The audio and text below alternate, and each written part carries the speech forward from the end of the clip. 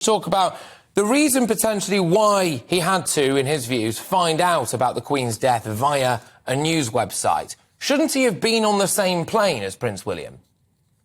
Yeah, but obviously there seems to have been a bust-up about whether Meghan could go or not. You know, they are sort of stuck together like glue, and he was offended that his wife was not invited to go up there. But then they smoothed the water by saying Catherine wasn't going either because she was going to pick up the kids from school, and so it was going to be okay. But by that time, the plane had left. That's, as I understand, the sequence of events.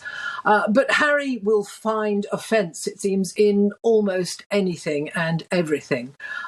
Shot through the whole book is the idea that he has been treated second class because he was born second, and that William, I do have a bit of sympathy for him in this actually, that William gets away with stuff that Harry can't and didn't. Harry always got the flack for being the one who was out at the nightclubs and a bit dishevelled and a bit drunk, tipping himself out of a nightclub and then punching a paparazzi. Well, William misbehaved quite badly. Well, misbehaved, he had similar fun in nightclubs, but he didn't get caught. And I think it's probably true that William and Catherine probably approved the Nazi uniform or didn't see anything wrong with it, as Harry alleges. That may well be the case as well. But who got the blame? Harry.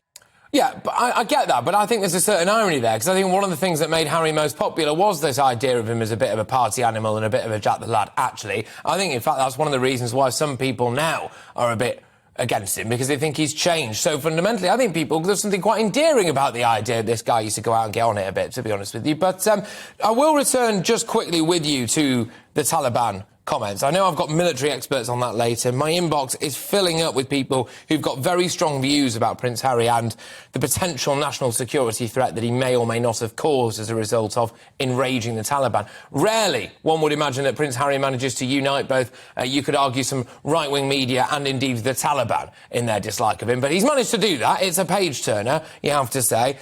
But when it comes to his revelations there, is he doing it just to try to get his own security back, do you think? I shouldn't have thought it was that. No, I think it's part of his sort of therapy way of looking at things, that he says, you know, he's not ashamed of it, he's not proud of it. It's a number, and a number that he recognises is important to acknowledge. A lot of what he says in the interviews, I'm not sure about the book, seems to be therapy speak to me. And I think that's part of it. I mean, incredibly unwise, a huge own goal. And you're right, this is the top line, I think, almost of the whole book.